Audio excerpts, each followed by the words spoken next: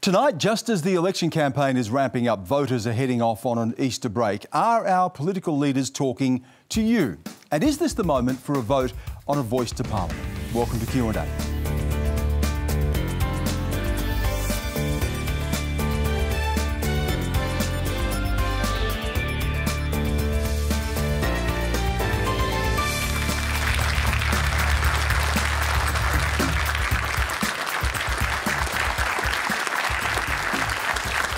Hello, I'm Stan Grant. Good to have you with us. We're coming to you live from Sydney tonight. Joining me on the panel, TV and podcast host Osher Günsberg, Liberal Senator for New South Wales, Andrew Bragg, from Brisbane, Professor Megan Davis, one of the co-authors of the Uluru Statement from the Heart, Shadow Minister for Climate Change and Energy, Chris Bowen, and researcher and fifth-generation grazier from Western New South Wales, Kate McBride. Great to have everyone here.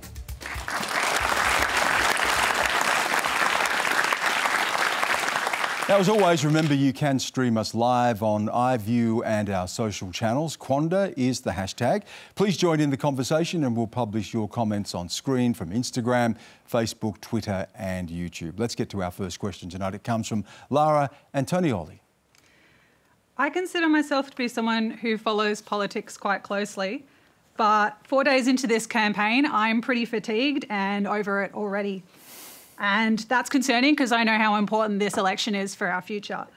We've seen politicians try to start culture wars, the media focusing on gotcha moment questions rather than actual policy, and just general scare campaigns rather than coherently discussing issues. With another 5 weeks left before the election, what does the panel think needs to change to be done to stop people from turning off during the campaign? Boy, over it already. Chris Bowen. Well, thanks for your question, Lara, and I do understand where you're coming from. I completely do get it. Are you over it already? Well, I'm at a different perspective to Lara, but I understand where you're coming from. But I guess, Lara, while you're 100% right about every point you make, what this election is about is up to you and up to everyone and up to the Australian people. I think this election is about values and vision, and we are putting values and vision before the people. We're putting the vision that Australia should be a country where we can actually care for our elderly who've contributed so much to the country, and every nursing home should have a nurse to look after them. We're putting the vision that we should have a national federal ICAC to ensure that all people acting federally are acting with integrity. We're putting the vision of investing in Medicare, and we're putting the values about honesty and integrity. We're not going to get everything right, but when we do, we'll acknowledge we haven't got it right, as Anthony has done, and said that's a mistake. So those are the values and vision that we're putting forward. Now, it's up to the Australian people to decide what's important to them. Yeah, I get what you're saying.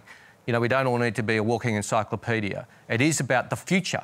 This is about a better future for our country. That's what we're all about. We are saying we've wasted the last 9 years as a country. There's been too much of that division, too much identity politics, dividing Australians amongst each other. We want a country that's united around a national aim, a national goal, whether it's acting on climate change or caring for our elderly, as I said.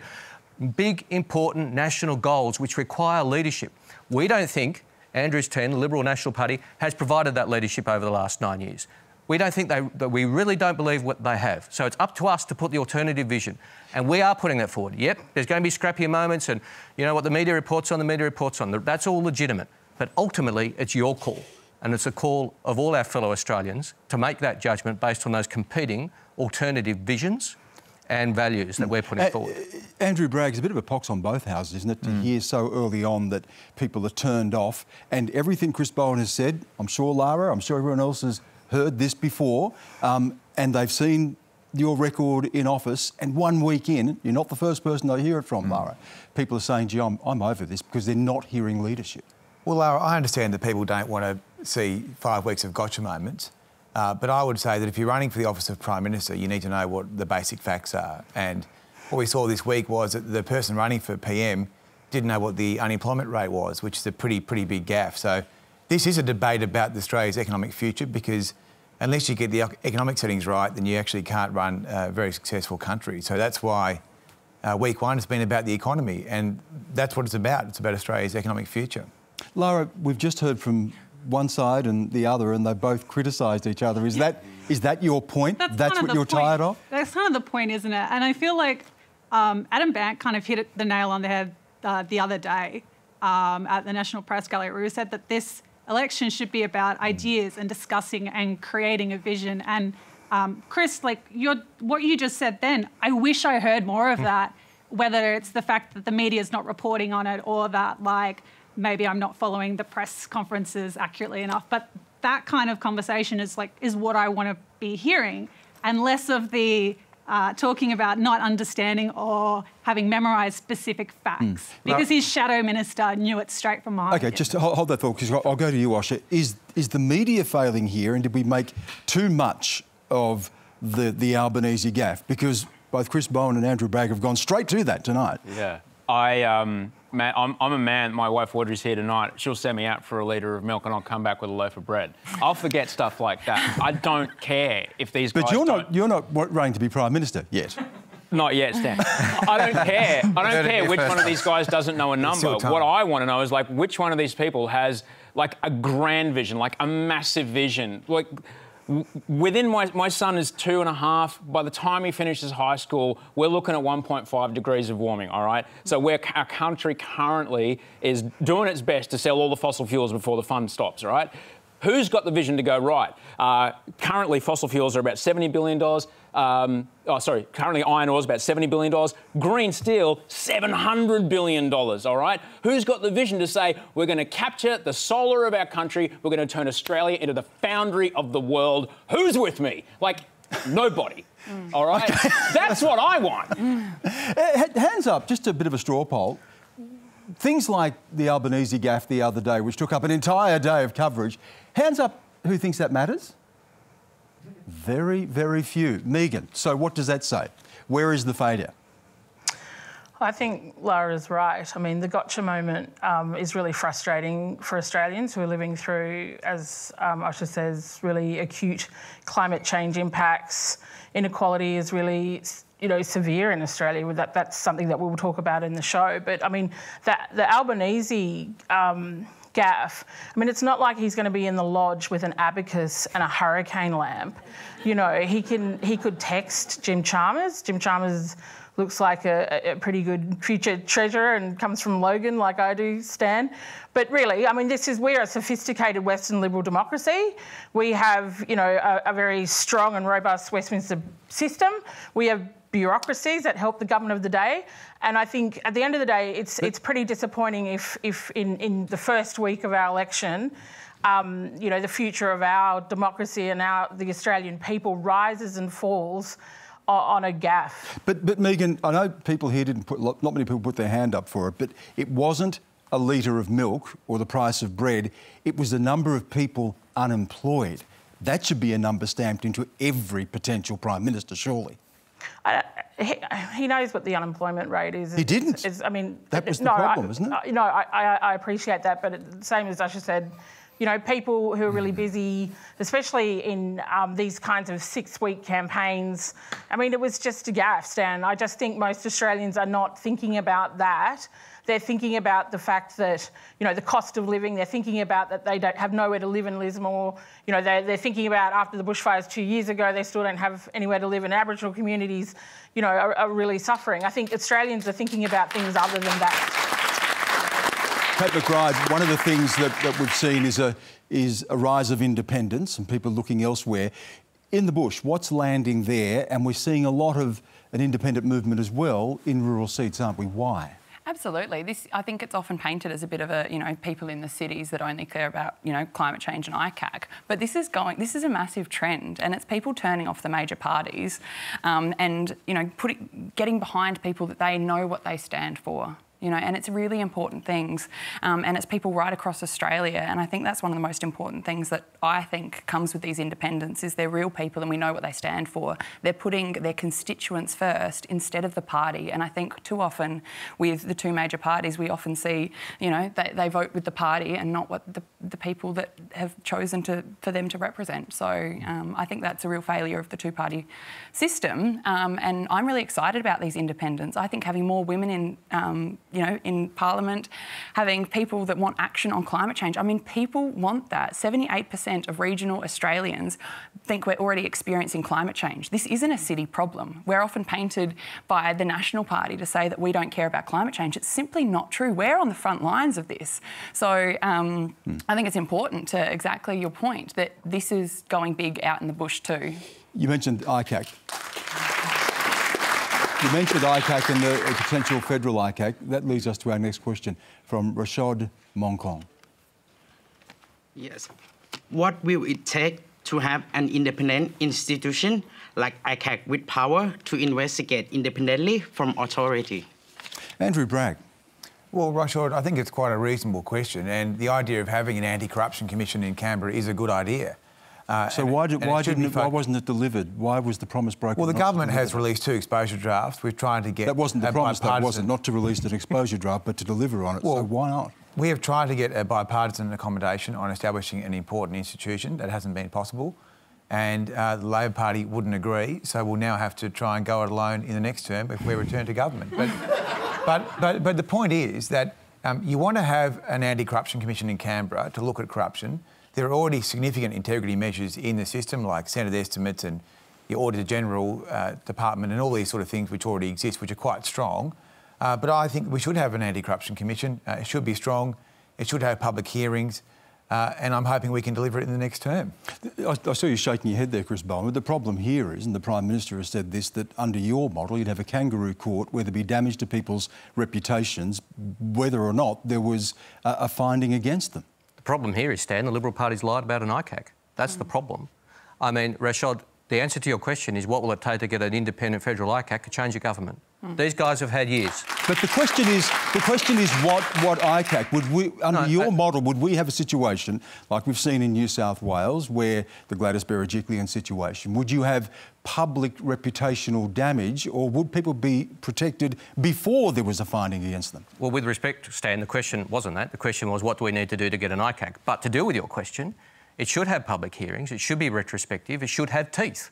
Now, I do not accept that politicians should be held to a different account to other public officials, and that any action by public politicians should be dealt with in private.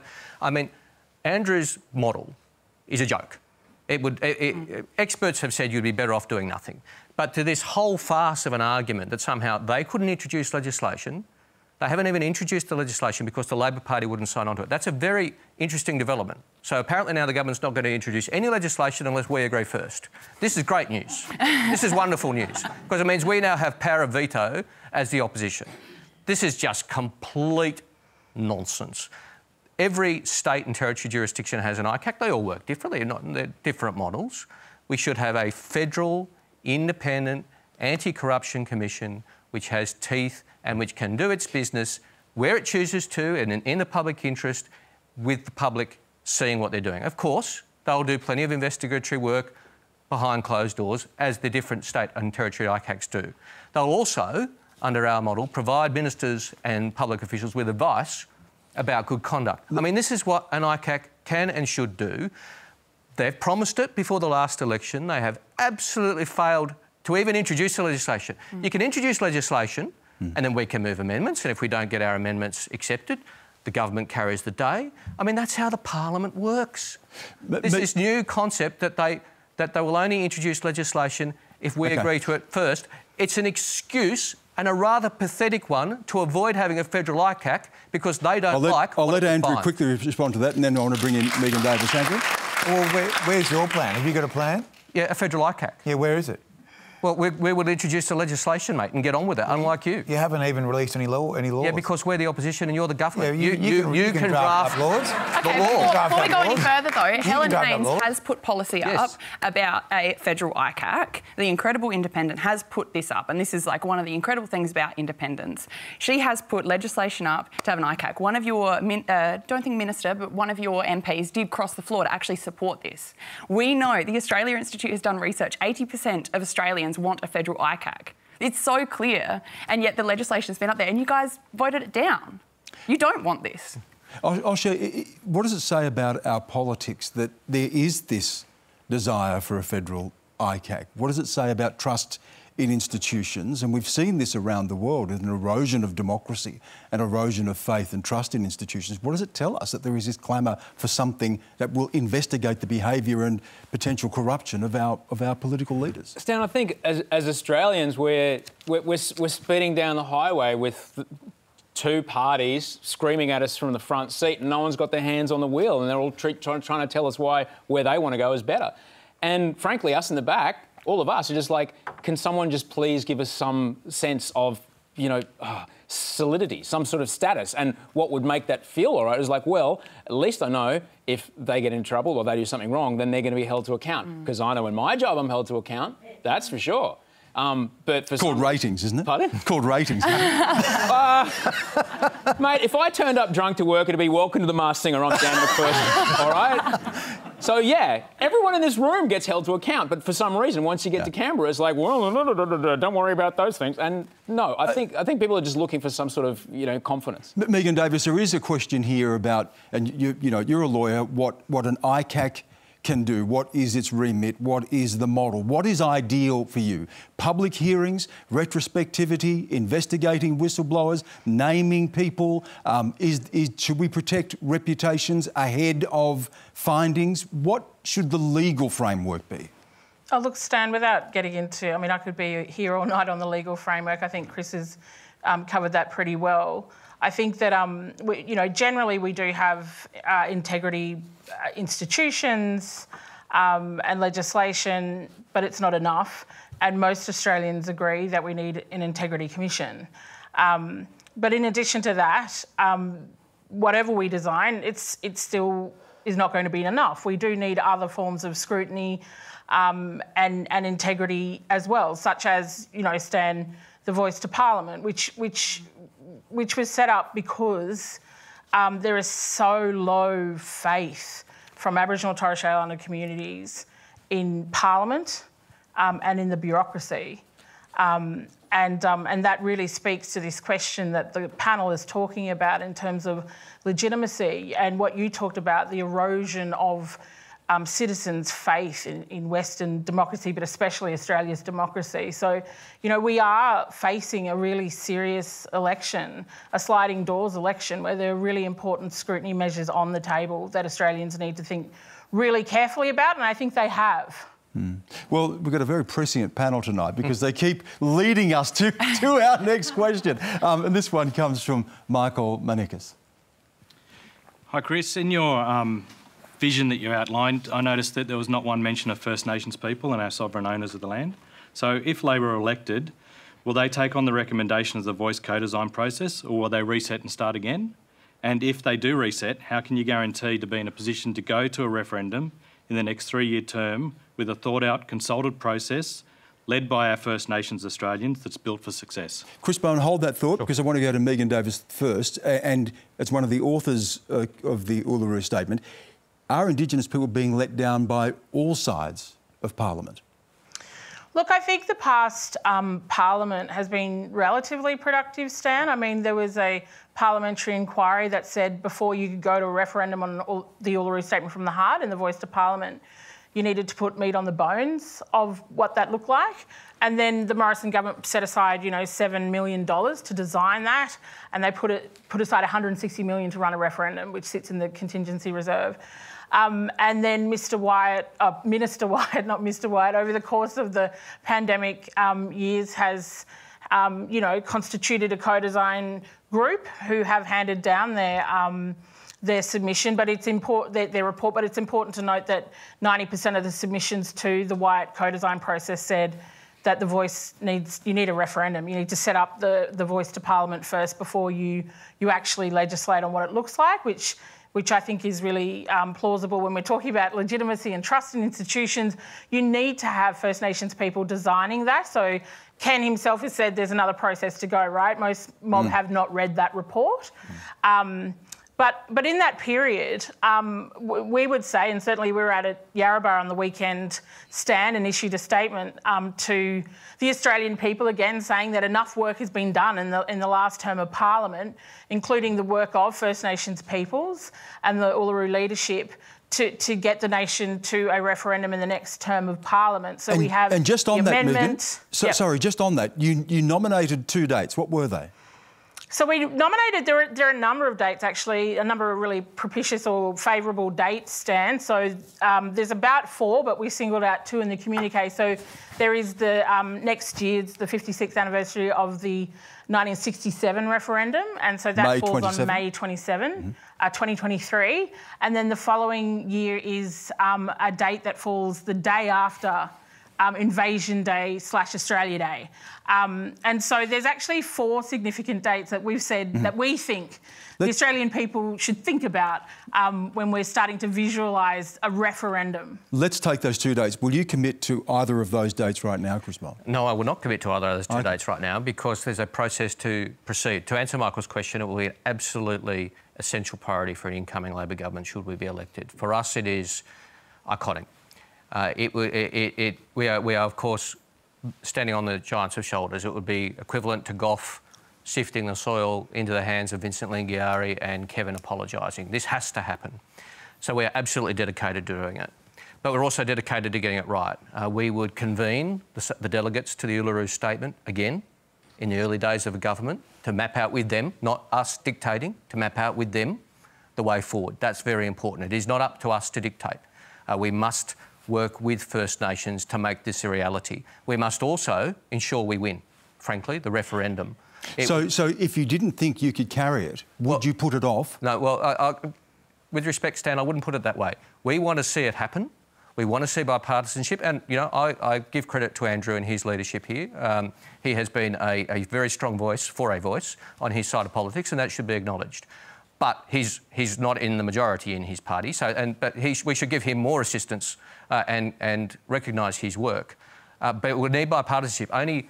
Only 8 referenda have passed, none without bipartisan support in all our life. And a long time since the last Absolutely. So it's a very long time. And it's unthinkable that we would put it to the people and lose. Unthinkable. So I would rather, to answer your question, Stan, I'd rather put it to the people and win in the second half of the term than put it to the people and lose in the first half. So it won't be in either of those dates nominated by Megan Davis? It's not my place to commit to a date tonight, Stan. It is not my place. That is the place of consulting with First Nations people, with the delegates to the Uluru Statement, working with them. I must say, I was extremely disappointed to see Adam Bandt's speech this week, which put the voice off into the never never and just dictated that that's the way it's going to be. That is not the way this country has worked that way for too long. The Uluru Statement of the Heart was a very special moment. A week after the election will be the 5th anniversary. We've frankly, while we've made some progress, we haven't made anywhere near enough. The time is now to get on with it. We will get on with it. Just quickly, Megan, are you happy with that answer? It's not going to happen on either of those 2 priority dates. Sorry, Stan, I didn't say it's not going to happen. I said it's not my place to commit more to likely that. in the second half to go through. More likely in the second half. There's a process to work with those. Are you happy with that, Megan? Well, so Stan, we suggested some dates. What we wanted to say was, you know, it's been 16 years since Howard kicked this off. It's been 11 years since the Gillard expert panel. We've had 10 reports, 7 processes, and it's 5 years since the Uluru Statement from the Heart. What we know from constitutional law and experts is that there's no precondition in this day and age to a successful referendum. And that's because, as you said, Stan, the last successful referendum was a very long time ago, over 40 years, and there was no social media. And what we're told from electoral experts is all of that data is bad data. So it's not so much bipartisanship, because what experts say today is that Australia's level of trust in politicians and public institutions is so low, you're likely to have in the future a referendum where both sides support and Australians vote no, right? So it's not about bipartisanship so much as the way it is framed and what it's about. And we say, after 5 years of polling since we issued that invitation to the Australian people, the polling clearly shows, you know, Crosby Textor, Accenture, the Australian Constitutional Values Survey, you name it, that a majority of Australian people would vote yes. OK. Andrew Bragg, you have written about this, you put a book out, you've disagreed with the position of your party in terms of the pace of this and also enshrining it in the Constitution, not just legislating it. Why is it so difficult to bring your party with you on your position? Well, I think the Uluru Statement is a real gift to our nation, and I want to acknowledge Megan's work and all the work that's gone into bringing together what is a very unifying agenda for our country. I think over the course of this term, Ken Wyatt has delivered the meat on the bones on the voice. We now know how it would work at a local and at a regional level, at a national level. And the missing piece here is the constitutional amendment. And you believe critically here that legislation is not just enough, but it should be enshrined in the Constitution. Correct. As set out in the Uluru Statement. Correct. And we must keep faith with the Uluru Statement, and there must be a proper analysis which is run by Indigenous people principally about what sort of amendments would be adequate to deliver that agency and that agenda from Uluru. And I think we can achieve that within 18 months. I've always liked the idea of trying to improve the general debate around Australia Day. I do think that the 27th of January 2024 is a target we should try and set sail for. Kate, in terms of where people are in rural, Megan made the point that that there is, according to the polling, widespread support. We've seen that before with things like the Republican issue. When it comes to a referendum, when you look at a model and when you look at the political contest of that model, it is so much more difficult because of the double jeopardy. You need to get a majority in a majority of states. Do you believe that that is possible? What are you picking up from where you sit? From my experience and from out where I live, so we've had a few really tough years with water along the Darling-Barker River system, mass fish kills, dry riverbeds. The one thing that's come out of that has been the uniting of the Barkinji people out our way and white people. And it has been the most incredible experience for me to actually learn and grow, be taught by Aboriginal people. I really see it as just such a gift, and the statement from the heart is like just so incredible. I feel so privileged to be sitting up on stage with you here virtually. But like I see it our way, the relationship that happens between, you know, our traditional owners and the people out our way, it's really special. And I just, any way that I can support it and the people out our way can support it is, yeah, it's heartwarming. Oscar, I want to come to you in just a moment, but I just want to clarify one thing, Megan, because one of the criticisms here has been that there is a difference between legislating something and enshrining it in the Constitution, and that this is the criticism that putting race into the Constitution, recognising people on the basis of race, is a violation of democratic principles in Australia, where you should not have that in the Constitution. What do you say to that argument? Well, it's not recognition on the basis of race, it's recognition on the basis of culture. And that's what the First Nations voice is about. And there's many ways in which the Australian legal system recognises Aboriginal and Torres Strait Islander culture, First Nations culture, Native Title Act for one, statutory land rights. So it's not a provision that recognises race, it recognises culture, and that these cultures, the descendants of the ancient polities for over 70,000 years still exist here. And that, you know, we as a nation take pride in that, want to recognise that, and provide, you know, a place for our people at the table when laws and policies are made about their lives. It's a very, very modest ask. Osher. I'm quite emotional about this, Stan, because I know that we need to have a referendum to change our constitution. I appreciate that that is the legality of it. To be asked to vote whether someone's humanity is legitimate, a person who is descended from the people who were here before the colonial oppressors took over, and we're asking them to sit while we debate if their humanity and their reason to exist and their dignity is worth writing down. And it appalls me that that's what it has to be. And I think about everyone in this room. It does, though. Like, I'm sorry, but it just reeks of just like a old school oppressive colonial bullshit. Like I'm being paid in rum or something. Like it just, like. So we all saw what happened. You wouldn't feel comfortable voting in a referendum? Is that what you're saying? I'm disgusted that I'll be asked to vote on it. Like, we all have everyone in this room knows someone in the LGBT community. We all saw what they went through during the marriage equality. Like, how dare we ask these people who, it's their land, man. And Stan, everything we've got... If I can jump in there. Go. No, I just wanted to say there is some agency here in that, you know, by about 2015, there was a deep concern in the community that community hadn't contributed to what this recognition looked like. So the point you're making is an important one. Because in any recognition exercise and anywhere in the world, there's the recogniser, the Australian people, and there's the to be recognised. And that's precisely why Kirsty Parker and Patrick Dodson and Noel Pearson and me and others went to Tony Abbott in middle 2015 and said, you need another process.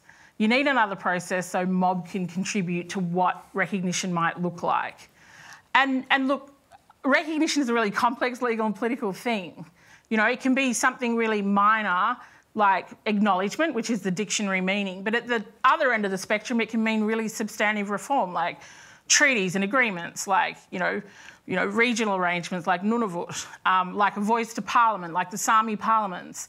And so that's the exercise we undertook through the constitutional deliberative dialogues, the first of their kind ever. Like, you know, our people have never been asked to participate in constitution building in this country. And we took a sample of our people in a number of regions and walked them through a really complex, difficult civics and legal exercise. You know, and these were people from communities. They weren't people who have a voice. You know, that was a really threshold thing. Do you have a voice? If not, then you can participate in this process. The land councils helped us run it.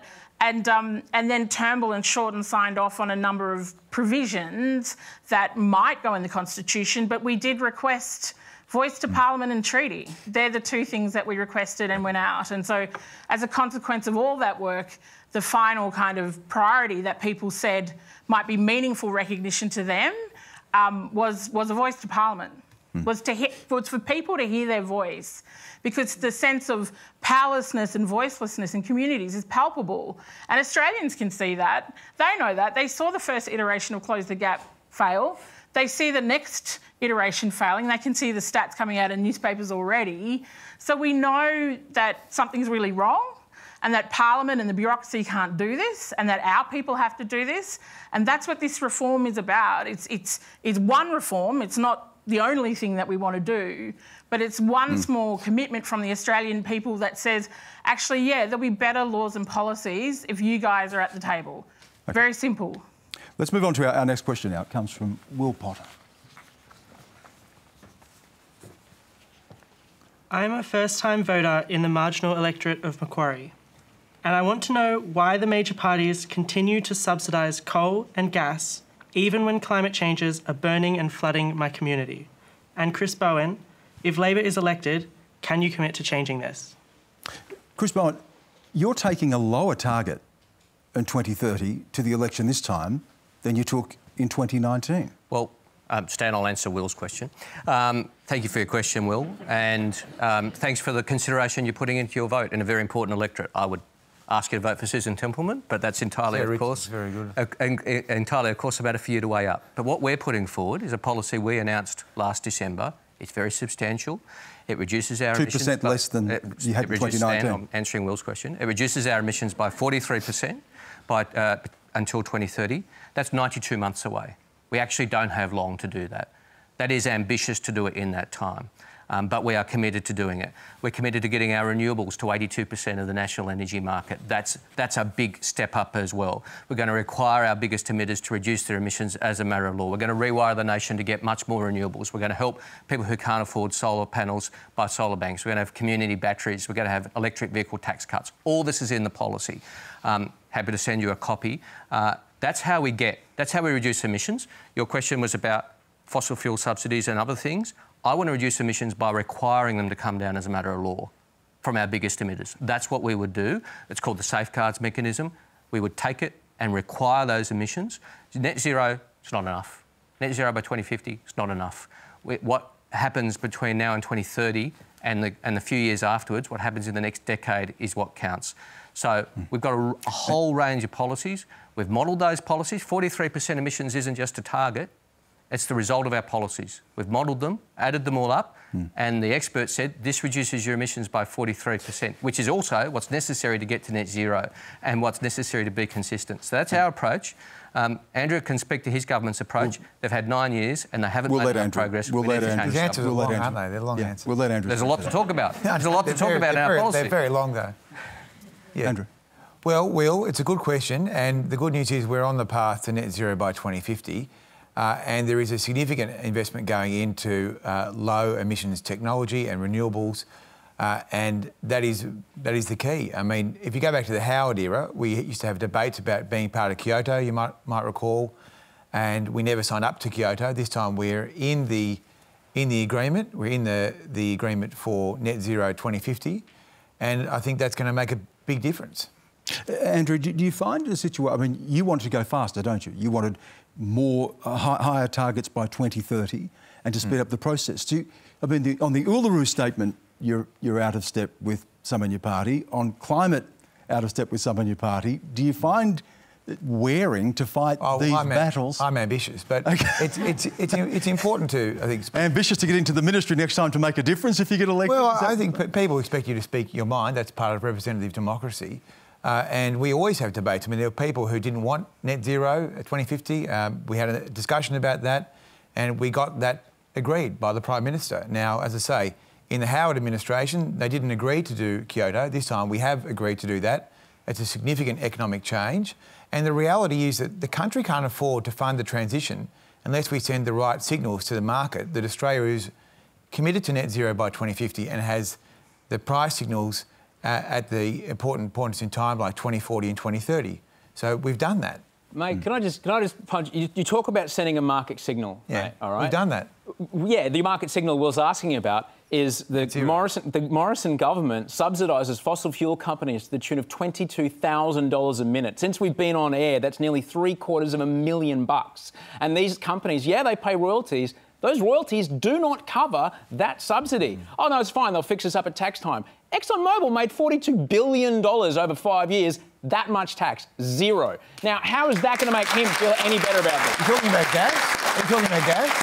ExxonMobil, oil and gas, mate. Yes. Gas, yeah. So gas is an important transition fuel. I mean, every major investor and every scientist talking about. Can we let Andrew speak? But like gas is an important transition fuel. If you talk to Larry Fink, who's the head of BlackRock, the world's biggest investor, or you look at Alan Finkel or any of the scientists, they all say gas is part of the key to getting to net zero.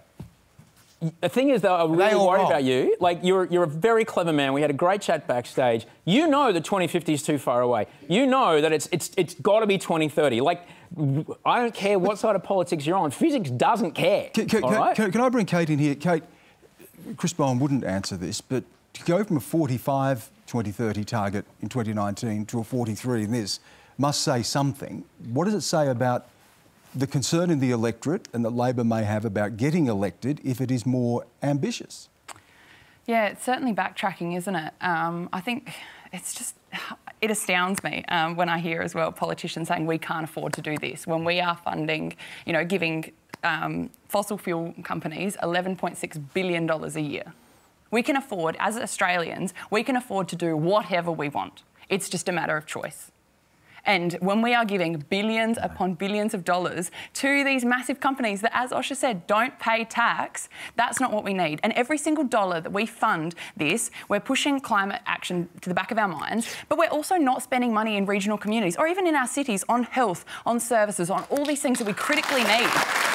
Is it not also a reality, and this is also is the case in rural communities where there are jobs associated with fossil fuel industries, jobs associated with coal, where coal is still among the biggest, if not the biggest, export? Are there not also questions about what Australia does vis-a-vis what other countries in the rest of the world do? And when you have big countries like China or India pushing those targets down the line, what can a difference can a country like Australia make? And how do we get that balance between jobs now, jobs in the future, and the need to be responsible to changes in the climate? This is the rhetoric that we hear, is that we can't do this because it's going to cost jobs. We know that there are jobs in renewables. And the other thing that we know is that in these coal communities, and it's exactly the same in water with cotton communities, OK? There are more nurses in these communities than there are coal miners or cotton workers. This is the thing that we need to think about. So this rhetoric of jobs, jobs, jobs, it's just not true. If we were actually investing in these communities, and we know that a lot of these regional communities as well need more nurses and GPs GPs. We've got people dying from diseases and things that they shouldn't be doing this. If we actually cared, we'd be putting money into them, funding more nurses, creating more jobs, and like focusing on that, on creating more livable rural centres and focusing on renewables, because that's the future. The gas is not the future. We're doing You're not. You're not. I'll let Andrew. Andrew? Well, I mean, the stats are out today. 30% of the energy today generated in Australia is renewable. We're on the path. We're a world leader in solar. Like, what you're saying is actually not accurate, I'm sorry to say. Thanks to the Australian households. No thanks to you. Yeah, exactly. No, it's not. It's been subsidised. There's massive projects all over the country. Snowy 2.0, Mariners Link, like they're Do you honestly think your government is doing enough, though? Have you heard of Snowy 2.0? Yes. It's like a massive renewable project. Nice hydro. It'd be nice if you plugged it in. But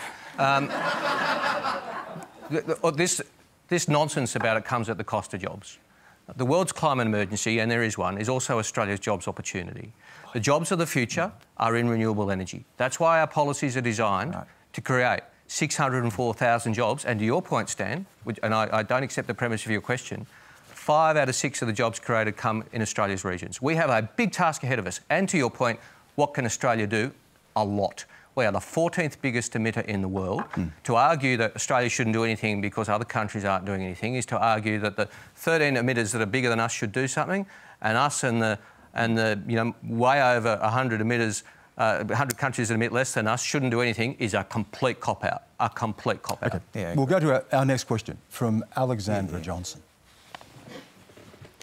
Hi, my question's for Kate. So considering the effects of climate stresses on mental health, what should feature in a long-term policy to ensure that rural Australians have access to quality services with these catastrophes only expected to worsen in Australia's future?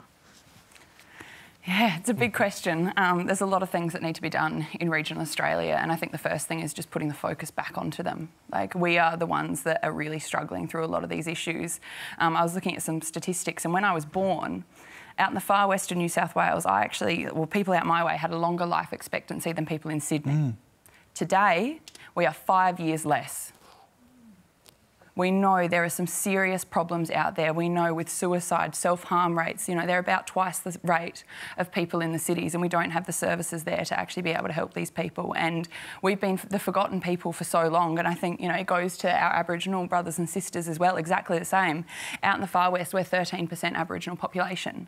So we do have a lot of these similar problems, and it's not investing in health and education and, even aged care services and all these things. Like, all we need to do is start investing in regional Australia, and we want to make them places where people want to live. We saw with COVID, this sort of movement with people going, nah, I've had enough of the cities, I want to go out into regional areas, but we don't even have digital connectivity. I mean, like, if I am really struggling and I want to call up someone to, like, Beyond Blue to have a chat about something, most places I can't even do that. I saw on the front of a newspaper today, there was a bloke who had a farm accident, and he was 60 k's out of Narromine, I think it was, and he didn't have phone range.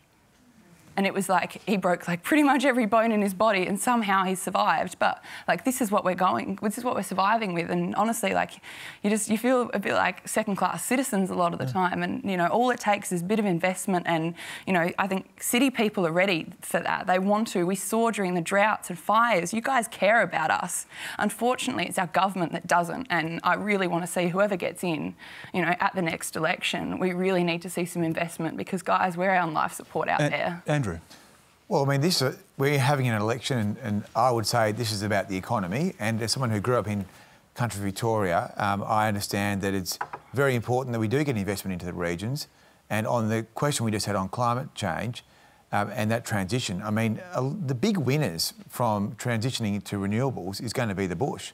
And you're going to see hydrogen, you're going to see offshore wind, you're going to see pumped hydro. So those projects are there. There's always more we can do. And what about the direct question here about support mental health? For mental health? Well, I think it's one of the other benefits from the pandemic, and I think there have been some good changes to our lives, has been the advent of Medicare telehealth. So you can now get access to mental health services on the phone. You can talk to the doctor, and then you can get a Medicare package to talk to a psych, and I think that's really important. And I know it's something that our government has retained permanently. Well, as you know, Stan, like me and climate and mental health are together. And I've got to say that the mental health plan being available on telehealth, that is absolutely massively life-saving. And I'm very, very grateful that that happened. To your question, the climate resilience isn't just desalined plants and seawalls. Climate resilience is preparing communities to, OK, you've lived here your whole life. These storm surges are making it impossible to live here. We're going to keep your community together. Somehow we're going to figure out how to move you to where it's safer. And whoever gets in, if they don't have a plan for that, they're letting the people who are in the most vulnerable parts of our country absolutely down. They are failing them, and they have to think about this stuff. The ocean was over the seawall at Bondi the other day, hitting the RSL across the street. This isn't in 50 years from now. It's now. It's today. Megan, we just heard Kate there talk about the rates in rural areas, and we know the rates, when you look at suicide rates and youth suicide rates, are so much worse in Indigenous communities as well. What would you like to see? And again, we talk about the Uluru Statement, input into policy. What would you like to see, specifically when it comes to Indigenous communities and dealing with the scourge of mental health and increasing numbers of suicide, particularly amongst youth? Yes, Stan, the issues that Kate raised are, of course, amplified 1,000 times in our communities. And the issues that she spoke to are ones that we've been grappling with for decades and decades and decades. And I just notice Kate's face sometimes on the panel. There's this palpable sense among so many of us that politicians just don't listen. They're not listening. And when we think about climate resilience, and I think I was reflecting on the IPCC report that does actually reference the Uluru Statement from the Heart. And I think about some of the things Kate has said in the past about a voice for farmers, and I just think about the ways in which actually there are many, many things that our government, our parties need to be talking about as we move into what is, Stan, we are not prepared for what is coming. And Stan, in the Uluru Dialogues, this is 5 years ago, you know, and with my UN hat on, Stan, I've been going to the UN as an expert for 25 years. I was there when the Inuit were talking about the, melting permafrost. I've been there when the Pacific Islands have talked about how it's dramatically changed their lives. And looking at the kinds of measures that need to be taken to ensure that, we can grapple with this as a nation. And, our people in the dialogue spoke a lot about climate change and the need to bring peace to the country. And the way of bringing peace to the country, obviously this was through the voice to Parliament specifically, and a settlement, something that has never been done between First Nations people and Australia, but saw that, as a way of allowing us, Stan, to have the mechanisms to work together to face what's coming. Because, when I, reflect on our mob and how they stepped up in Lismore, it was devastating, the floods there, devastating in southeast Queensland over Christmas, the bushfires and all of the, devastating ways in which our people have been saying for decades and decades that climate change is going to dramatically impact this nation, and no one listens, Stan. We've been talking about this for a very long time, but there's no mechanism for our people to have a voice to the Parliament and to the executive to give input, right? There weren't any blackfellas sitting at the table in terms of that kind of bushfire response, nor the vaccination rollout, right? I think there's a lot of, similarity, Stan, with the panel in relation to how do we get the democracy that sits in front of us to listen to what it is that people are saying on the ground. Because if they listened, they would understand more what it is that, Australians are enduring on a day-to-day basis. And what Kate talks to, that's what blackfellas have to put up with all the time and have since 1901. And nobody listens. And on that question of listening and what people are dealing with, our next question comes from Caitlin Layla. I'm a youth worker supporting disadvantaged young people to get into work and study. The majority of my clients are on youth allowance with a base rate of about $26 a day, which is even lower than JobSeeker. The Liberal Party isn't planning on making any meaningful changes to JobSeeker, and it was in the news this week that neither would Labor if they were to get into government. Many of my clients often can't even afford food, let alone everything else that's needed to have the stability to engage effectively in employment or education. How are these young people supposed to get ahead in life? Chris Bowen, why did Labor dump the plan to review JobSeeker, which is precisely what Caitlin is talking about? Well, thanks for your question, Caitlin. And every payment should be reviewed at every budget, and that's what we will do. But you have dumped the plans to review the rate of... Well, no, this goes to Caitlin's question. Why will you not review the rate of JobSeeker? I know you said everything will be reviewed. Review every payment so you're going to? I've just said we review every payment at every budget. That's how budgets work. But I completely... I see what you're saying every day, Caitlin, as well in my community. People need support. But they need support in many ways, to be fair. You know, they need housing. That's why we're committed to building... we're contributing to 30,000 social or affordable housing units. They need better Medicare help, that's hence the announcements we're in the process of making. They need power bill relief, hence our power policies, which will reduce power prices by $275 on average. So assistance comes in many ways. I understand your focus on exactly the matter you raise, and you know, we can't correct everything all at once. When to be frank, we're dealing with a lot of incoming problems after 9 years, but every payment will be reviewed at every budget. I just want to very briefly, I didn't get a chance on the last question, just say there's plenty of inequality in Australia and climate change makes every inequality worse. There's no inequality worse than the further you live from the cities, the lower your life expectancy, and climate change will make that worse. But the good news is we have urgency on climate change, but we also have agency. It's not too late if we act fast. I just wanted to make that contribution. So Caitlin must be assured now that, reassured that Labor is going to reinstate the plans to review the rate of JobSeeker after dumping. Well, what I've just said is consistent with what every other shadow minister has said all week. Well, it's not consistent with what we've seen or we've heard from the government. So you've dumped the rate of JobSeeker, but now you've reinstated, which is I'm sure good to hear from Caitlin. Now, Stan, I know you like to add value to other people's questions, but what I've just said is I'm trying to remain true to Caitlin's question. You wanted an answer on JobSeeker, Caitlin. I'm sure you're reassured that review has now been reinstated. But Chris Bowen, can I ask you this? Just trying to help you out a bit.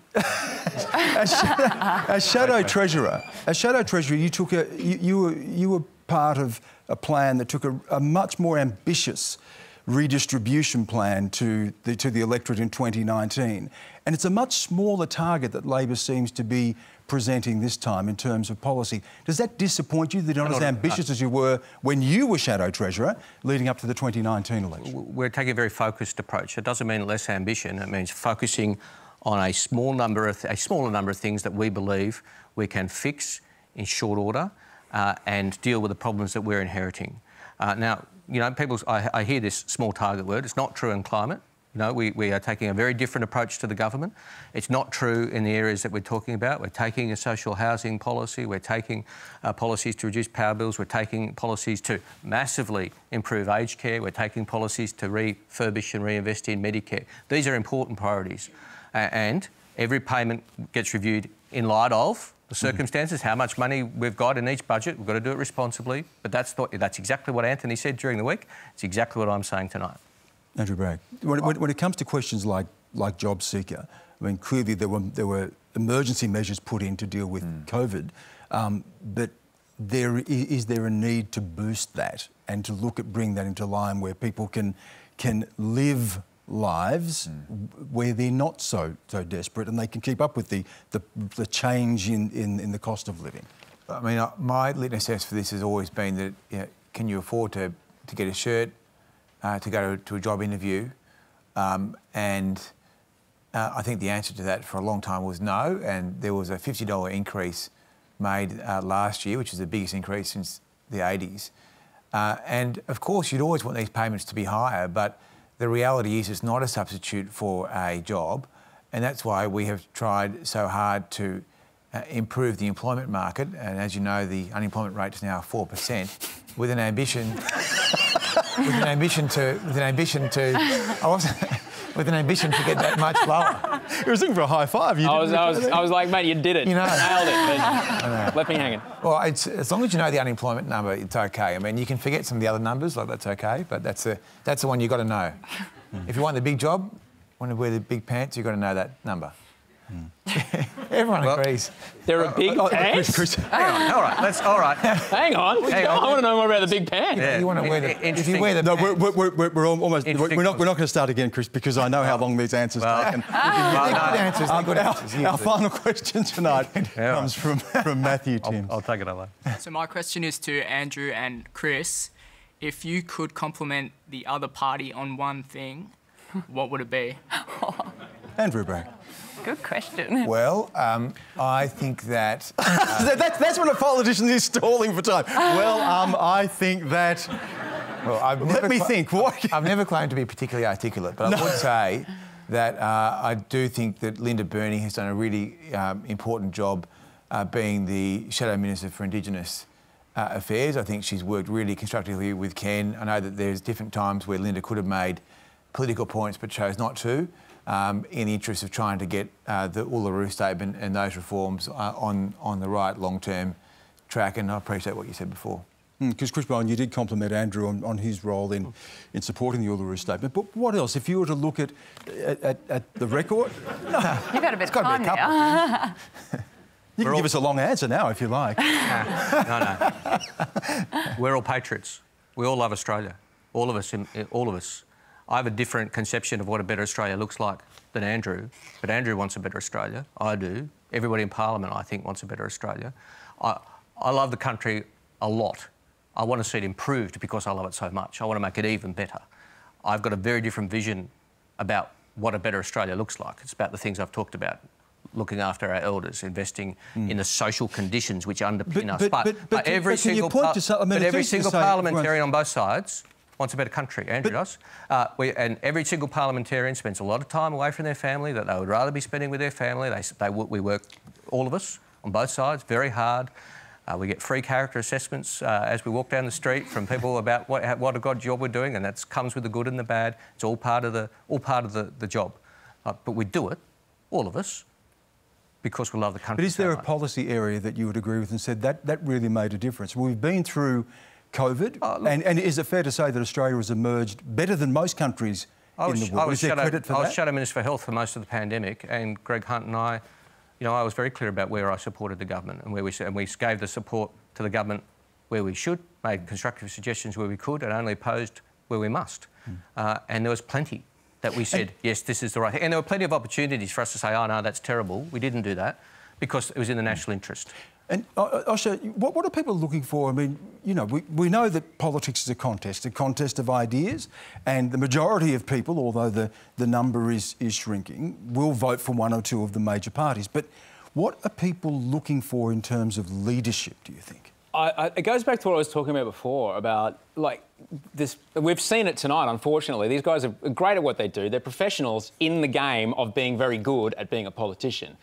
But we need someone who's a professional in, I'm going to lead us through, as we were just hearing about before, probably the most difficult 20 to 50 years our country's ever going to face. Because, as was mentioned, the opportunity is there for us to double our fossil fuel exports, currently like 130 billion. Double that is green hydrogen. Who's going to say, I'm going to protect our way of life, our beautiful, precious way of life that I love, and this is how we're going to do it? Because the world's pretty soon not going to want our fossil fuels, and we need a plan. Kate, you talked before about independence and people looking outside the major parties, but when you're looking to complement what people do, if you look at the government, and you've been critical tonight of some measures, but if you're looking at the government, what do you look to and say, well, that was good, that was well done? I don't think you'd come to me on this question. I mean, I think there's a lot of stuff that they did well during the pandemic. Helping people when they were down and, giving payments when they were needed. And I think it sent a message to Australia that when we are in trouble, we can spend big and it doesn't matter. At the end of the day, yes, we can't spend big forever, but when people are down, we need to help them. And I think it goes back to welfare and things like this. We need to be looking after our people above all else and investing in our people. And I think that's really important. Almost out of time, Megan, but when we look around the world and we see that democracy is declining around the world, we look at countries like the United States, we look at countries in Europe, we look at the UK and going through what it did with Brexit. Sometimes it's difficult to step back, isn't it, and look at Australia from afar. But Is Australia's health, the health of Australia's democracy stronger than perhaps we may give it credit for? I need longer than 2 minutes for that. Give us a 30-second version. Actually, Stan, I just want to note Caitlin and take my hat off to her, because the work of working with Australia's youth is really important, right? They're the ones that are inheriting the future world. And, you know, when she talks about job seeker, you know, that is not... You know, there's consensus in the Australian community, the business sector, ACOS, that it needs to be higher. And that's what did happen in the pandemic, right? We did shepherd people through that. But right now, it's not at the level which would ensure that Australian youth are at the threshold of a dignified human life. And we really... That is one of the most unequal, outrageous areas of policy in this nation that all Australians need to think about going into the election, because they are our youth and we do often overlook them, but they cannot live on that amount of money. They can't. Thank you, Megan. That's all we have time for. Thanks again to our panel, Osher Günsberg, Andrew Bragg, Megan Davis, Chris Bowen and Kate McBride. Thank them all. Thank you as well for your questions, and thanks to everyone watching at home tonight. Next week, David Spears takes the show to central Queensland to be live from Gladstone Entertainment Convention Centre. He'll continue tonight's conversation around transitioning to a greener future, and joining that panel, Independent Bob Katter, Resources Minister Keith Pitt, Labor Senator Murray Watt and CEO of The Next Economy, Amanda Carl. And you can join me on China Tonight on Monday. Until then, have a great night.